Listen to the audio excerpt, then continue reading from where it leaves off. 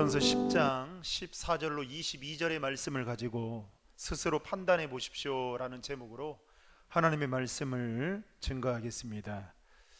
여러분, 그동안 우리는 코로나19 확산으로 인해서 온라인으로 예배를 드리다가 이제 오프라인으로 예배를 드리고 있는 상황입니다.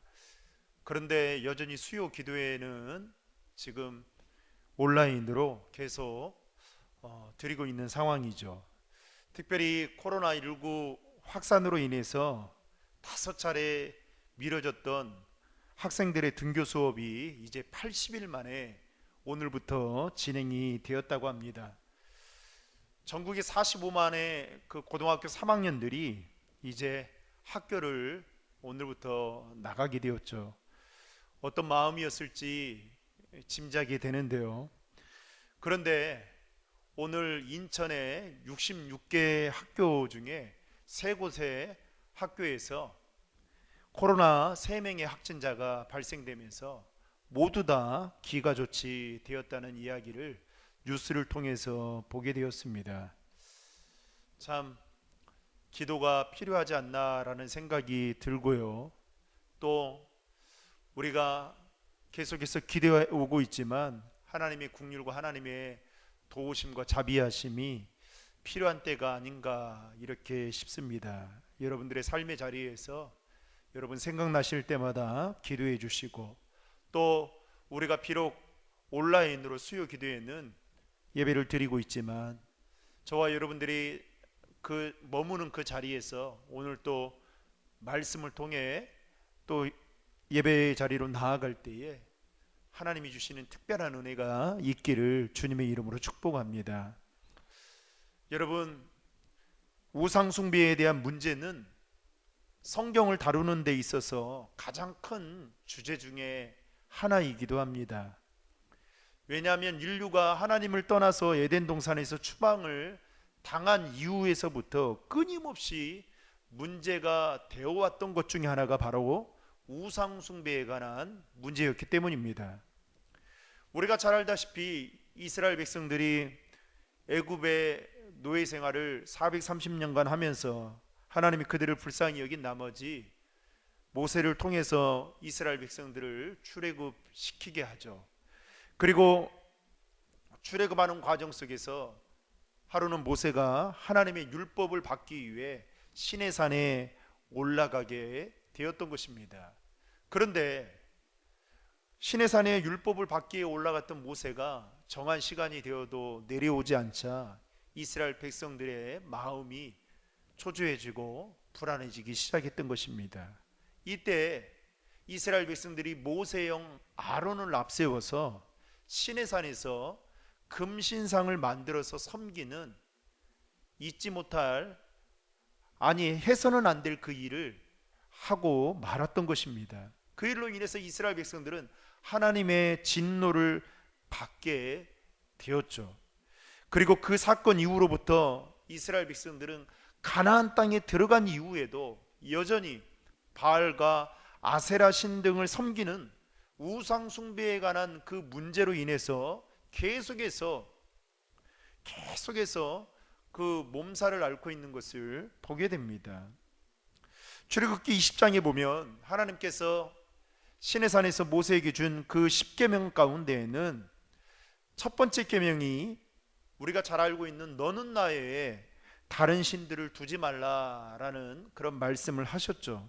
우리말 성경에는 이렇게 표현하고 있는데요, 너는 내 앞에서 다른 어떤 신도 없게 하여라, 이렇게 표현하고 있습니다. 그러면서 두 번째 계명은 이렇습니다.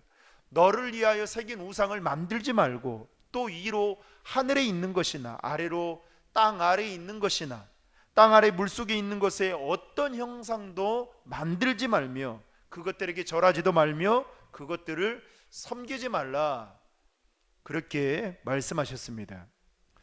이런 걸 보면 10계명에서 그것도 가장 1계명, 2계명이라고 할 수 있는 이 모든 내용들이 다 우상 숭배와 관련되어져 있는 것을 볼 때에 하나님이 가장 싫어하시는 것이 무엇인지 우리는 여기에서 알 수 있다라는 것입니다. 그것이 바로 우상 숭배라는 것이죠. 당시 고린도 교회 안에는 여러 가지 문제들이 산적해 있었습니다. 그 중에서도 구원을 받는 자는 무엇을 해도 괜찮다라는 그 영지주의자들의 주장을 찰싹같이 믿고 그렇게 살아왔던 사람들이 있었습니다. 그러다 보니까 그 생각들이 고린도 교회 성도들에게까지 침투해 가서 성도들 중에도 어떤 생각을 가지고 있냐면 우리의 육신은 썩어 없어지는 것이고 우리는 이미 구원을 받은 존재들이기 때문에 우상을 숭배하고 어떤 성적 유혹에 빠져 음란한 행위를 해도 아무런 상관이 없다, 이렇게 생각하는 사람들이 있었다는 것입니다. 특별히 고린도 지역에는 각종 신들이 참 많았습니다. 그래서 고린도 도시는 우상의 도시라고 그렇게 말을 하기도 했습니다. 사람들은 신전에 가서 우상에게 제물을 바치는 일을 일상생활로 여겼고 또 이렇게 드려진 제물들은 다시 시장에 내다 파는 일들이 비일비재하게 일어났습니다. 이로 인해서 시장에 팔리는 고기들이 대부분의 신전에서 우상에게 드려진 것들이 많았다라는 것이죠. 이 사실을 잘 알고 있던 사도 바울은 오늘 본문 14절에서 고린도 교회 교인들에게 이렇게 말하고 있습니다. 내 사랑하는 형제들이여, 우상 숭배를 피하십시오. 여기서 우리가 눈여겨 보아야 할 것은 사도 바울이 우상 숭배하는 일을 피하라고 권면하고 있는데 그 권면의 대상이 예수를 믿는 자가 아닌 예수를 믿고 있는 고린도 교회 교인들이라는 것입니다. 이 말씀을 통해서 추측해 볼 수 있는 것은 고린도 교회 교인들 가운데에도 교회에 나와서 예배를 드리면서도 동시에 힘들고 어려운 일이 있으면 우상이 있는 곳에 찾아가 절을 하고 섬기는 자들이 있었다라는 것입니다.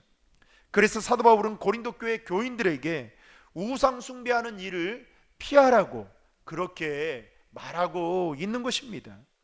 여러분, 여기서 피하라는 이 단어는 적극적으로 멀리하라는 말의 뜻을 가지고 있습니다. 그러니까 소극적인 자세가 아니라 적극적으로 멀리하라라고 이야기하고 있는 것이죠. 영어 성경에는 flee라는 이 말인데요, 이 단어를 상호명하고 있는데 이 단어의 뜻은 도망치다, 달아나다라는 뜻을 사용하고 있습니다. 그러니까 이 말은 곧 적당한 거리를 두고 피하는 것이 아니라 우상으로부터 가능한 한 최대한 멀리 달아나라고 말하고 있다라는 것입니다. 그러니까 여지를 주지 말라라는 것이죠. 특히 영어의 시제로 보면 현재 진행형인데요, 현재형으로 사용하고 있는 것을 보면 우상 숭배는 여러분 한번 피했던 것으로 끝나는 것이 아니기 때문에 우상으로부터의 멀어짐에 대한 태도를 계속해서 취할 것을 사도 바울은 지금 고린도 교회 교인들에게 말하고 있는 것입니다. 그러니까 한 번이 아니다는 거예요. 계속 주님 오시는 그날까지 우상 숭배하는 일에 있어서 가능한 한 멀리 피하라고 지금 이야기하고 있는 것입니다. 그렇다면 사도 바울은 우상 숭배를 왜 피하라고 지금 고린도 교회 성도들에게 말하고 있는 걸까요? 오늘 말씀을 통해서 그 이유를 함께 나누기를 원하는데요, 첫 번째로 16절부터 18절 말씀 우리 다 함께 읽겠습니다. 우리가 감사드리며 마시는 축복의 잔은 그리스도의 피를 나눠 마시는 것이 아닙니까? 우리가 떼는 빵은 그리스도의 몸을 나눠 먹는 것이 아닙니까? 빵이 하나므로 우리가 여럿일지라도 한 몸입니다. 이것은 우리 모두가 한 덩어리의 빵을 나눠 먹기 때문입니다. 이스라엘 백성의 간섭을 생각해 보십시오. 제물을 먹는 사람들은 하나님의 제단에 참여하는 사람들이 아닙니까?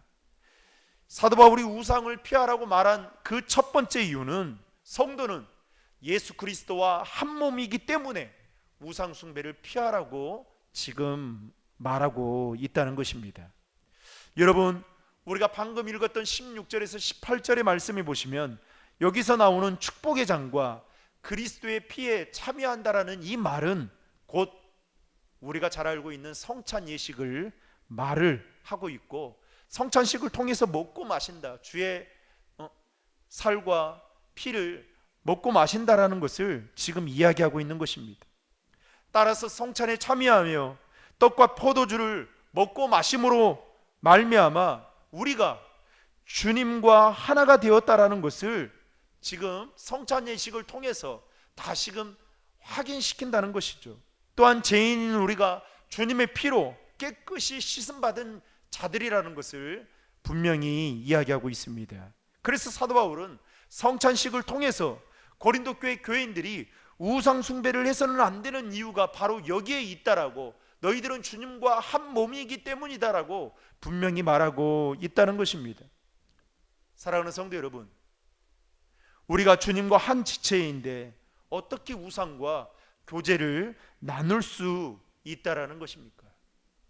이게 바로 사도 바울이 고린도 교회 성도들에게 말하고 있는 핵심 내용인 것입니다. 이런 점에서 고린도 교회 교인들이 우상을 숭배하는 것은 예수 그리스도의 죽음을 헛되이 여기는 것과 같은 행위였던 것입니다. 사도 바울은 성찬식과 관련된 이야기를 하면서 덧붙여 19절과 20절에 이렇게 말하고 있습니다. 다 함께 읽겠습니다. 그러므로 내가 말하는 것이 무엇입니까? 우상의 제물은 무엇이며 또 우상은 무엇입니까? 다만 제물로 바치는 것은 귀신에게 바치는 것이지 하나님께 바치는 것이 아닙니다. 나는 여러분이 귀신들과 교제하는 사람들이 되기를 원치 않습니다. 사도 바울은 제사에 대해서 고린도 교회 교인들에게 명확하게 말하고 있는데요, 하나님께 하지 않는 모든 제사는 귀신에게 드리는 제사다라는 것을 지금 이야기하고 있는 것입니다. 또한 그 제사는 귀신에게 바치는 것이고 귀신과 교제하는 이름을 밝히고 있다라는 것입니다. 여러분, 죽은 자들을 위해서 드리는 제사가 왜 귀신들에게 드리는 우상일까요? 차례나 제사는 결코 하나님과 교제할 수 없는 것이기 때문에 그렇습니다. 또한 이 세상 모든 신 중에 예배를 받으실 분은 오직 하나님 한 분밖에 없기 때문에 그런 것입니다. 저는 개인적으로 제 차례나 제사를 지낸 적이 한 번도 없는 가정에서 자랐기 때문에 사실 제사에 대한 어떤 문화나 분위기를 솔직히 잘 모릅니다. 그리고 용어 자체에 대해서도 낯설고 또 생소하기만 합니다.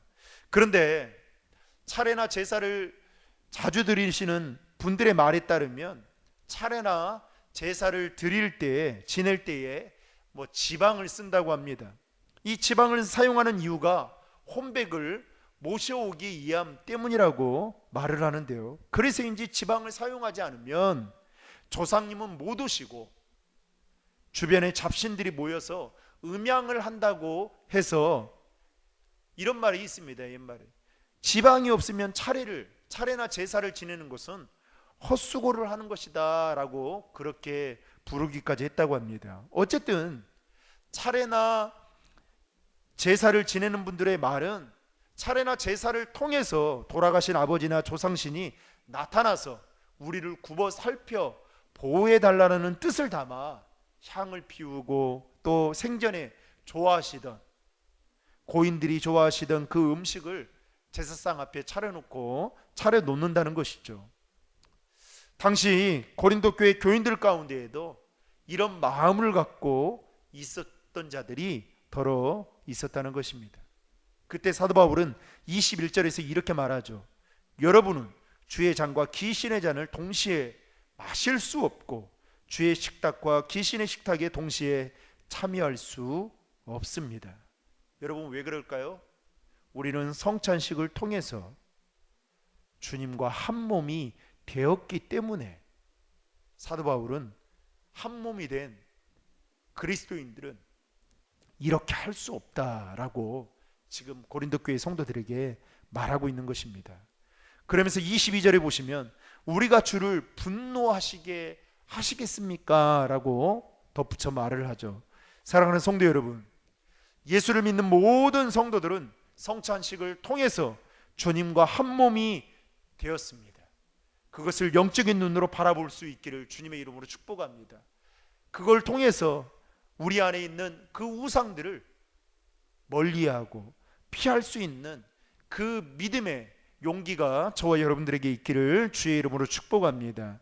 두 번째로, 우상 숭배는 하나님을 노엽게 하는 행위이기 때문에 사도 바울은 고린도 교회 교인들에게 피하라고 말하고 있습니다.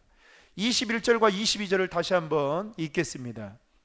여러분은 주의 잔과 귀신의 잔을 동시에 마실 수 없고 주의 식탁과 귀신의 식탁에 동시에 참여할 수 없습니다. 우리가 주를 분노하시게 하겠습니까? 우리가 그분보다 더 강합니까? 사도 바울은 방금 읽은 말씀에서 결론에 해당되는 말씀으로 이렇게 말하고 있는 겁니다. 너희가 우상 숭배와 하나님의 숭배를, 하나님을 섬기는 것을 동시에 할 수 없다라고 지금 말하면서 고린도 교인들에게 질문하고 있는 것입니다. 그 대답으로 개역개정에는 이렇게 말하고 있죠. 겸하여 참여하지 못한다라고 말하고 있습니다. 오늘 본문에서는 우리말 성경에는 동시에 참여할 수 없다, 그러니까 한마디로 양다리를 걸칠 수 없다라고 이야기하고 있는 것이죠. 이것은 무엇을 말하는 걸까요? 곧 여러분, 우리가 신앙생활 하는 데 있어서 어떠한 문제를 가지고, 특별히 우상 숭배하는 일에 있어서 어떠한 타협이나 양보도 있을 수 없다라는 것을 사도 바울은 지금 고린도 교회 교인들에게 이야기하고 있다라는 것입니다. 타협해서는 안 된다는 것이죠. 양보해야 될 문제가 아니라는 것입니다. 그러므로 믿는 성도들은 우상 숭배와 하나님을 섬기는 일에 있어서 적당한 절충안이라는 것이 결코 성립될 수 없다라는 것을 여러분 기억해야 할 필요가 있다라는 것입니다. 이스라엘 역사 가운데 우리는 남과 북이 나뉘어진 것을 우리는 잘 알고 있습니다. 그러면서 북이스라엘이 되고 남유다가 되었죠. 그러면서 각 나라의 왕들이 세워지게 되었습니다. 그런데 북이스라엘과 남유다의 왕들 중에 여러분 눈여겨서 잘 보시면 우상 숭배하는 일에 열심을 냈던 모든 왕들은 다 망하고 말았습니다. 그 중에 한 사람만 꼽는다면 여로보암 왕을 들 수 있는데요, 이 열왕기상 13장에 보면 여로보암 왕은 두 금송아지를 만들었습니다. 그리고 하나는 베델에 두고 하나는 단에 두었습니다. 그 일로 인해서 하나님이 진노하시죠. 그래서 열왕기상 13장 34절에 보면 이렇게 이야기합니다. 이 일이, 여러분 이 일은 무엇을 말합니까? 두 금송아지를 만든 이 일이 여로보암 집의 죄가 되어 그 집이 땅 위에서 끊어져 멸망하게 되니라. 그런데 여러분 놀랍게도요, 이런 말씀을 아주 구체적으로 하나님께서 하셨음에도 불구하고 여로보암 왕은 그 말씀을 들음에도 우상 숭배에서 돌이키지 않게 됩니다. 결국요, 여로보암의 아들이 병들어 죽게 되고 여로보암도 결국 죽고 말았습니다. 여러분 신명기 32장 21절 22절에 보면 이런 말씀이 있습니다. 그들이 하나님이 아닌 자로 나의 질투를 일으키며 그들의 허무한 것으로 나의 진노를 격발하였으니 내 분노의 불이 일어나서 음부 깊은 곳까지 사르며 땅의 그 소산을 삼키며 산들의 토도 붓게 하는도다. 그러니까 하나님은 우상 숭배하는 자들에 대해서 아주 무섭게 나의 질투를 일으키고 또 허무한 것으로 인해서 나의 진노를 격발하게 하는구나 라고 그렇게 말하면서 내 분노의 불이 일어나서 음부의 깊은 곳까지 너희들을 살을 것이다 라고, 그리고 그들의 소산과 함께 산들까지 소유물까지 다 불태워버리겠다, 이렇게 엄청나게 무서운 말씀을 하셨던 것입니다. 그리고요 신명기 32장 23절 이하에서부터 보면 그런 우상 숭배했던 자들이 당할 무시무시한 재앙들이 끝없이 열거되어 있음을 우리는 살펴볼 수 있습니다. 사랑하는 성도 여러분, 우상 숭배는 곧 하나님을 심히 노엽게 하는 행위임을 여러분 아시기를 바랍니다.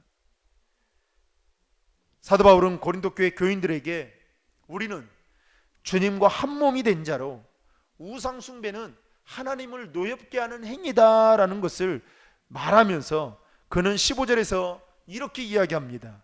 여러분은 내가 하는 말을 스스로 판단해 보십시오.